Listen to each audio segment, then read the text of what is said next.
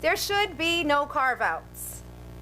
If a person has demonstrated successful reintegration, they should have a chance at a clean slate. A strong clean slate law should also protect people from judgments by people who feel it's their right to exclude others from society based on a criminal record. If a person has their record erased, it doesn't mean that it's erased from history or individuals' memories. So when someone's expunged crime comes to light, anyone who discriminates them afterward should be held accountable. Do not confuse clean slate with deciding whether a person should be punished, because the punishment for all people who have been released was over at the end of our sentence. Removing the stain of a criminal record should be an option for everyone. I call legislators to pass the strongest clean slate law possible, one that includes everyone and includes protections to prevent against discrimination against people based on their criminal history. As it stands, I currently, as a felon, can apply for a pardon. However, the pardon process is onerous, long, and unnecessarily complicated and costly. With all the hoops and hurdles the pardon process has, it's like asking people with a criminal record to be retried, while someone else decides our guilt or innocence all over again and whether or not we should be pardoned. Most of us are so disenfranchised, we can't even afford to take part of the hefty pardon process. Clean slate, it would make second chances affordable to all those of us who earn it.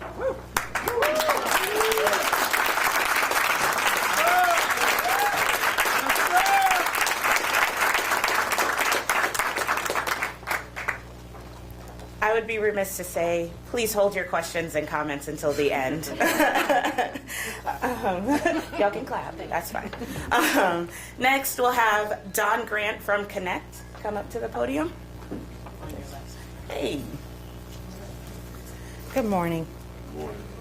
Connecticut is called a second chance society. The question is, who determines who gets a second chance? I am an ex-offender. I have since graduated from Columbia University with a GPA of approximately 3.8. Right. I am a licensed clinical social worker, and I run my own successful private practice in New Haven, Connecticut. I have been home from prison since 1998 and been off of all forms of supervision by 1999. I've applied for the pardon 4 times. And 4 times I've been denied. The process, back when I first started applying, 16 pages long. You had to get references that had to know the nature of your crime. You had to sit down and write a letter asking strangers, people that you don't know, that don't know you, to give you a chance based off of this piece of paper. So it was harder for me to write that essay than it was for me to write my college entrance essay. The first time I was denied, I took it on the chin. It hurt, but I took it on the chin, first time. By the 4th time I was denied, there was no reason for the denial other than the nature of my offense. The nature of my offense is not going to change. Me, along with thousands of other people, have sort of shown that an ex-offender can reintegrate into this society, into Connecticut, and lead productive lives. Why should we continue to be punished because we cannot receive a pardon? Why should I have to start my own private practice in order to be gainfully employed? Why should I have to feel the constant shame of my inmate number, 208552, to apply for a pardon, to ask for a second chance off of an offense that I've already paid my dues for? Okay.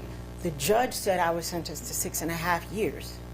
Connecticut said I'm sentenced for life. We're not here because we want people to sort of excuse what we've done. We've made mistakes. We've owned the mistakes.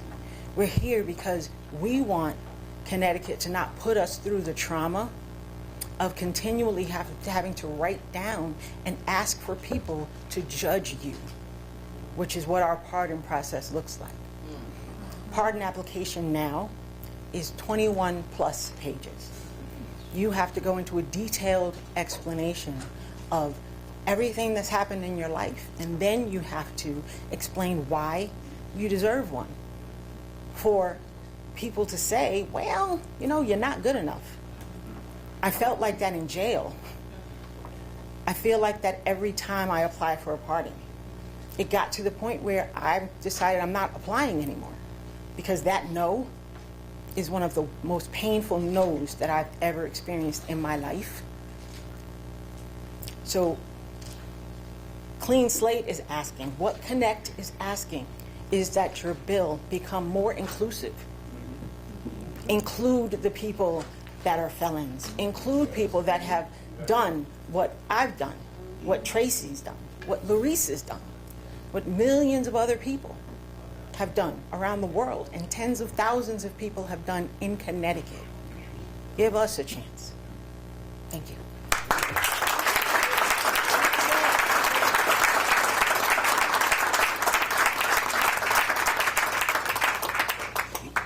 Up next, we'll hear from Dwayne Paul from GIA.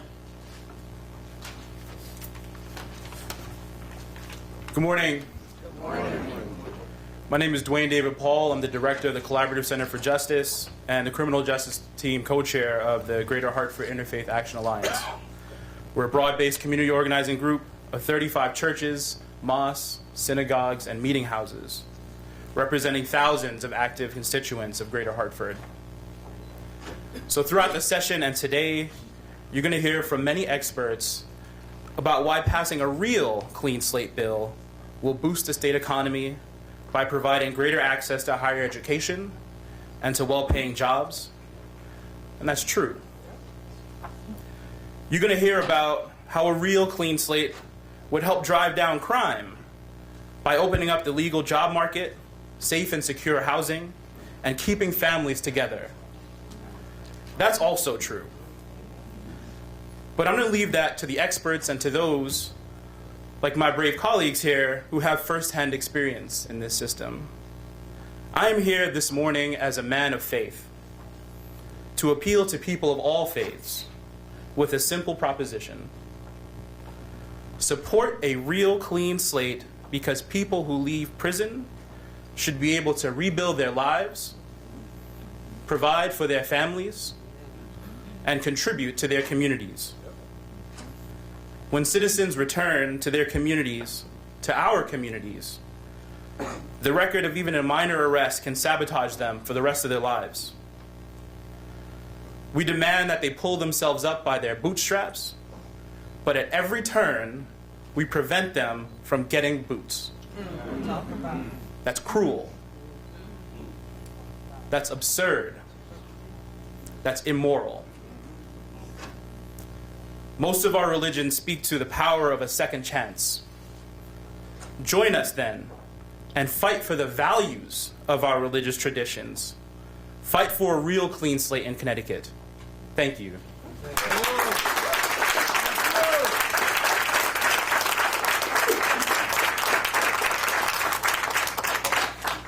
Next, we'll hear from Marquita Real, another Smart Justice leader.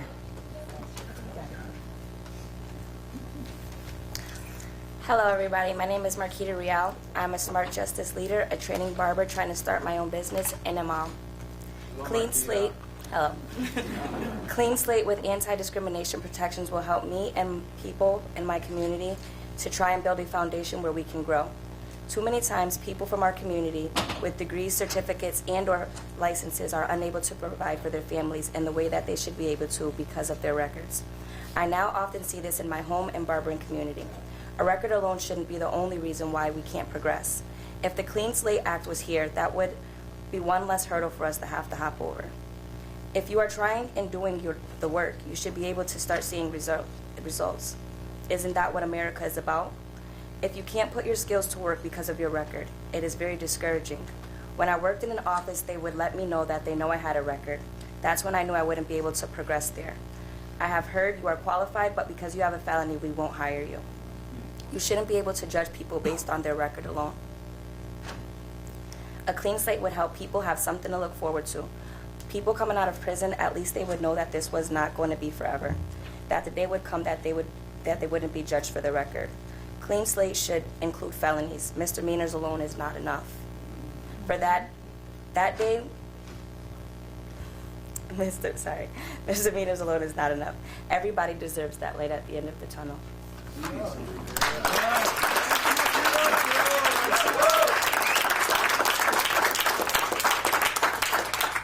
Next, I'd like to ask Reverend Anthony Bennett to come to the podium.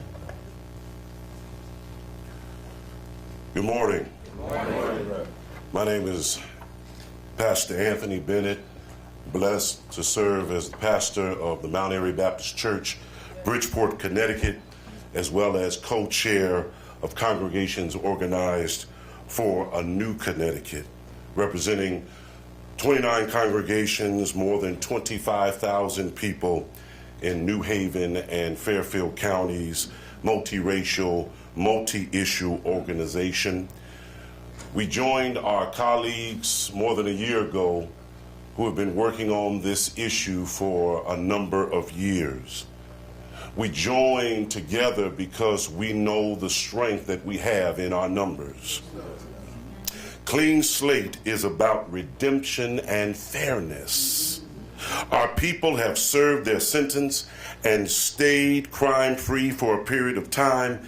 It is really unfair and unjust to keep them down, effectively relegating them to second-class citizenship. As our shirts say, a criminal record should not be a lifetime sentence. Clean Slate is about redemption in another way, too. Redemption for all of us, for society as a whole, for the state of Connecticut itself, for the overzealous policing and prosecutions and excessive discriminatory sentences and the war on drugs and resulting in the mass incarceration of black and brown people. Without a robust clean slate law, the impacts of that era, which we still unwinding, will last for decades to come. So clean slate is just plain smart. Clean Slate will provide hope and a pathway to greater success for those whose records to get jobs, housing, and further their education, open businesses, and more. This will reduce the likelihood that people will return to the crime. Clean Slate will provide a new underutilized workforce for Connecticut companies desperate to fill positions and put people to work. Clean Slate will boost our economy, putting more people to work. We join our colleagues and our co-laborers to say, let's pass a strong, inclusive clean slate.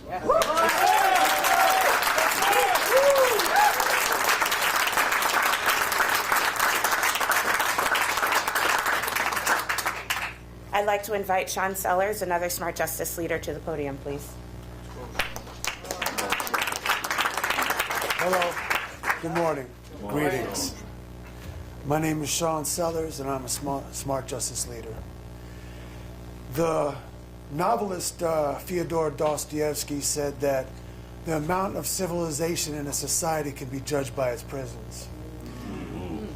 I would add that not only the proliferation of prisons or the condition of prisons, but what we do to rehabilitate, and most importantly, how we embrace those citizens, no longer prisons, citizens that are coming home. There are approximately 2 million people incarcerated in the United States. This, over the decades, has been a mass incarceration juggernaut unprecedented in human history. I am part of the face of mass incarceration, and I have experienced debilitating setbacks due to unforeseen collateral consequences. 95% of people who are incarcerated will be returning home. whether we like it or not.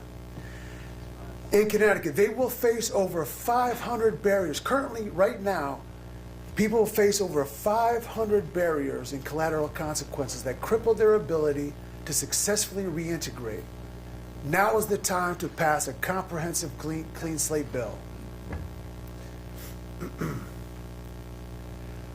This goes to the very foundations of the American ideal of liberty, democracy, and most of all, justice. With a U.S. prison system that currently imprisons more than any other country in the world, Clean Slate helps to reduce crime by enabling people to get jobs, support themselves, and become contributing members of society. This also makes it less likely that they'll reoffend. For years, we have heard that people with a record should be held accountable. I believe that this law should contain language that also holds employers accountable who choose to discriminate against formerly incarcerated people solely based on a criminal history. Clean Slate should include everybody. If Clean Slate does these two things, it means a brand new day for everyone who has experienced perpetual poverty due to crimes committed years ago, including communities of color who have been disproportionately harmed. As we look forward to the future, let us in Connecticut ensure that those who have completed their time, served their sentence, and paid their debt to society are able to live and thrive. Connecticut says it is a leader in criminal justice reform, and a strong, clean slate law is a way to prove that. Rachel Barkow, a sentencing expert at NYU School of Law, said recently that our current reform pace, it'll take them 75 years to cut our current prison system numbers in half. We have to do more. Thank you.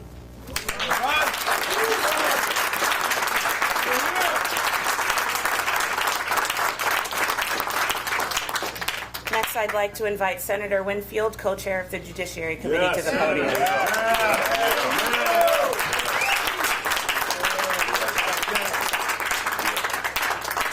Good morning. So I'm just going to speak about why we're doing what we're doing. And there's been a lot of question about what bill are you doing, whether you're doing the bill that the governor put forward, whether you're doing a separate bill. What we are doing is recentering the conversation. This is not a conversation about whether we take off a particular misdemeanor, a particular felony. It's a conversation about what we, as a society, believe about other members of our society who have spent some time in our prisons. This is a conversation that is about whether or not we believe the things we say. At its base, many of us have either said or heard that if you do the crime, you do the time, and yet we don't function that way as a society. If you do the crime, you do the time, and you do the time, and you do the time. Well, my mother was telling me as a child that she believed that if I did the crime, I did the time, she did not mean for the rest of my life. Right. And I don't think any of us actually mean that, but in action, that is what we have done. And so I want to begin by saying I know it's difficult for people to rethink positions they have held for a long time, but that is what we are going to ask you to do. We are going to have a bill that is going to look at not just the misdemeanors, but look at felonies. We are going to have a bill that is going to look at this question of accountability for people who would discriminate against people who have been in our system. We are going to have a bill that is going to talk about those who are in the pardon system, which will still exist, how they are trained on the collateral consequences that Representative Porter and others have been talking about for a long time. We are going to have a bill that is going to be a real and substantive conversation. I want to take a moment, though, to say that on that conversation that I was talking about a few moments ago about whether we're doing one bill or the other, while we are doing that, I am thankful that the governor engaged in this conversation because, quite frankly, he did not have to. That starts the conversation. But the voices you are hearing here are what are directing this conversation.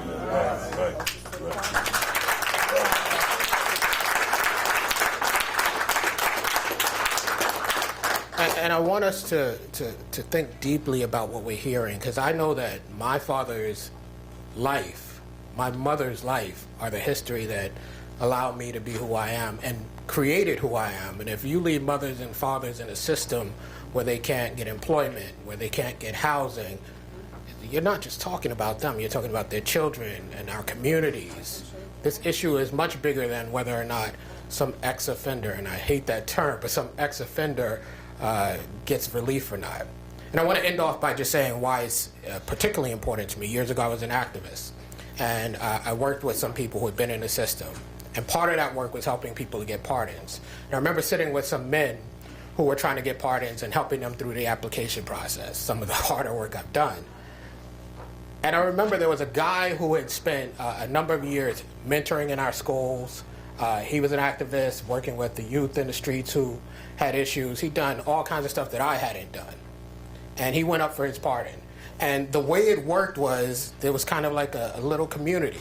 And when he went up, everybody's watching what's going on. And when he went up for that pardon, he came back without the pardon, most of the people in the room gave up. Why did he have to go for a pardon? He'd been out 20 years. He'd done everything you would ask anybody else to do, except we, the rest of us, don't do it. And he couldn't get a pardon. We should not be operating like that. So we are having a conversation. We are recentering the conversation, and the conversation is about the actual impact in the lives of the people of this state. So thank you for joining us this morning.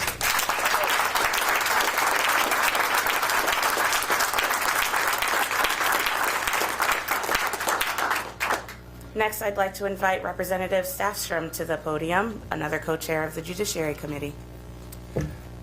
Thank you, everyone. Thank you for being here. And I want to start by picking up a little bit where my co-chair, Senator Winfred, left off. And first, thank some of the legislators you see around this room, particularly those members of the Judiciary Committee, who started engaging in this conversation last year and started engaging in a real way on a real novel concept, particularly for the state of Connecticut, but one that really only a couple of states have engaged in to date. And that is, how and at what point do we erase past criminal convictions and give people an actual second chance? You know, Connecticut has been a leader on criminal justice reform, and some of the work we've done over the last several years has spread to other parts of other states and to the nation itself. Whether that's reforming the bail system, whether that's reducing certain criminal offenses, whether that's trying to cut down on the use of mandatory minimum sentences and give judges the discretion that we should empower them to have. We've led on those conversations. This is a conversation Connecticut needs to continue to lead on. The rest of the nation, in some respects, looks to us, looks to Connecticut to take the lead on this, because we've shown it's possible. We've shown we can cut the cost to our state budget by closing prisons. We've shown that we can get people back into the workforce and fill some of the backlog of thousands of empty jobs in this state, employers who are looking for folks to fill those jobs. We've shown how getting folks into housing and developing housing in our urban cores leads to economic development. Those are parts of this conversation that we're having here today. Those are parts of this conversation that Connecticut has taken to the forefront and said, we're not tough on crime, we're smart on crime in this state. Yes. That's what brings us here today. So I am thrilled to stand here with legislative colleagues. I'm particularly thrilled to stand with the ACLU and with congregations and faith leaders from around the state, because this is not a conversation that started in this building.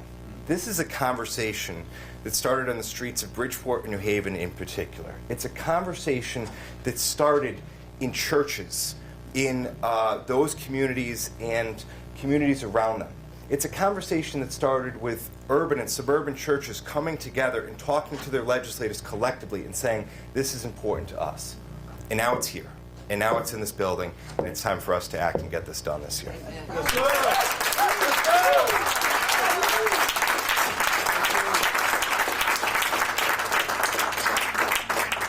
Finally, I'd like to invite Terry Ricks, a Smart Justice leader, to the podium. Back. Good morning. Good morning. Hello, my name is Terry Ricks. I am a Smart Justice leader. I served my country for 6 years in the United States Army. Yes. As someone with a felony, I feel like I have had lived as a fugitive for 56 years. I have never been able to have an apartment in my name, never been able to vote, never even been on the census. That has impacted my life in the most negative ways. As a leader of Smart Justice, I am in complete agreement with the Clean Slate Bill with no carve-outs, along with including anti-discrimination. As a formerly incarcerated woman with barriers that I have kept facing, I had to make a choice to help my mother, a single woman of 10, to put food on the table and clothes on our backs. That's not who I am or was, but before I or my siblings went hungry, the most legal options closed to me, I did the best thing that I could do. Not saying that it was right, but it was necessary. Until legislation give us the opportunity to right our wrongs and get a second chance with the Clean Slate Bill, we will always be looked at as invisible and not as changed human beings that we have become. I have been a productive citizen since 2005. That's 14 years without even a ticket. I developed my own clothing line and still cannot get an LLC to become an entrepreneur, not only for me, but to show my community that there is hope. I would like Clean Slate, once again, I would like Clean Slate to afford each and every person the chance to be the best person that they can be and continue to grow and support our communities in the way that we can. On the legislation to pass the strongest Clean Slate bill law possible. As the Bible says, one could take 1,000, two could put 10,000 a flight. It's time for us to start flying. Hey.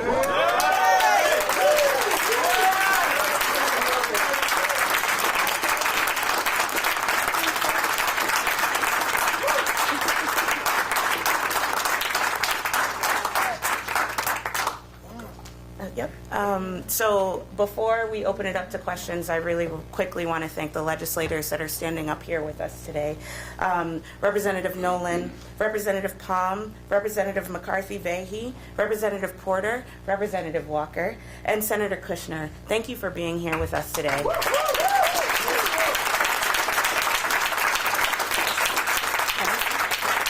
Oh, and Representative Hennessy's here too.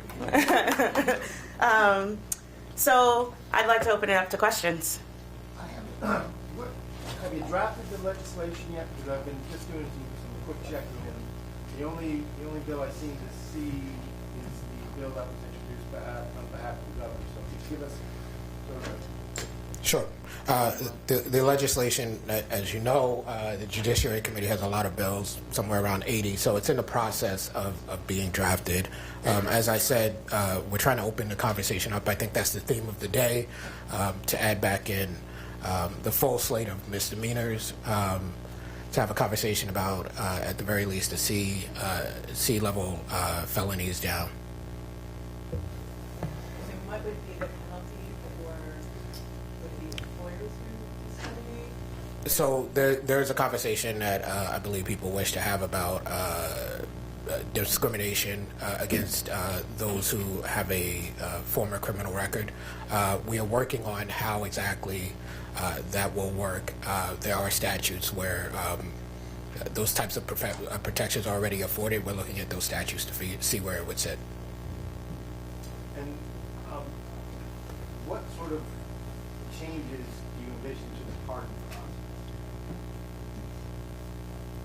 process? With this bill, the only way that this bill currently actually deals with the pardons process, and that's an ongoing conversation we've been having for several years, but directly this bill touches on that in a way that the governor's framework touched on it. So it talks about making sure that issues of collateral consequences are part of their training and so forth. So it's reflective of the governor's bill when it comes to that. Let me add to that too. One of the other conversations about the pardon process that I think folks have been frustrated with is you can get a straight-up denial. You know, you've heard it from people here today. You know, I applied for a pardon, I got denied. I applied again, I got denied. And they don't get sort of an articulation or an understanding or a reason of why that pardon was denied. So one of the things we've been talking about and looking at is there a way to mandate that the pardon board provide better articulation as to the reason for denial so that folks understand the reason for that denial and possibly can address it before they reapply again. Any other questions? So this exclusively would have to be done through pardons and paroles, or you're going to look at the legislation and there'll be easier ways to get, you know, your slate vote? The way that this would happen is by operation of law. There is a technological way that this gets wiped. So I think part of the answer is going to depend on how deep into the conversation about felonies we get as well. Some of the details, obviously, given that we are at the relative beginning of the session, are not completely worked out. But it's largely, in terms of operation, it's reflective of the conversation we began last year about clean slate. This is an instance that, you know, we really need to credit the governor's office and the governor's staff in moving this conversation beyond where it was last year to this year, because there is the conversation about which certain crimes should be erased, and that's sort of a policy decision.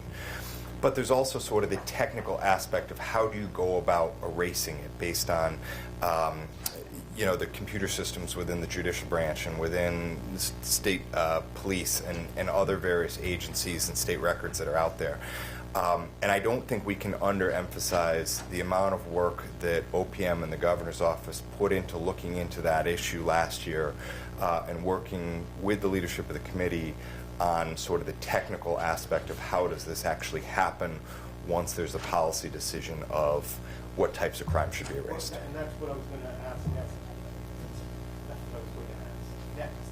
Would you guys explain why you decided that C felonies are supposed to be, I don't know that, A only from A? I think that we could throw A, B, and everything on the table, but I think we are trying to have a conversation that is as inclusive as possible. Given the way the conversation started, I think there are some limitations to how far you can make it, right? And what I'm trying to do is not, although I will be quite clear, I would run with A through the bottom of the misdemeanors. But I'm trying to engage in a conversation that is thoughtful and that is realistic. And I think all of us, including the advocates who I think would line up with myself and my co-chair about what we ultimately would like to do, want to put forward a conversation that is as inclusive as possible, but also takes into account the realities we face in a short session here in the General Assembly. Now, in terms of the realities, do you foresee pushback from non-supporters? I didn't want to make a party. I don't think. Well, adding that part on, I think is important. I don't think this is a Democratic or a Republican issue. I think think about what we're talking. Think about what we're talking about. We're talking about someone has served their time. They have been punished according to the sentence that was put upon that person, and then government continues to have its hand in their life. That sounds very much like something a conservative would not like to have happen. This is an issue that goes across party lines. It goes across ideological lines. This is an issue that every single person in this state should be able to get behind, even if they had not been able to get there before. But that has something to do with how we talk about it.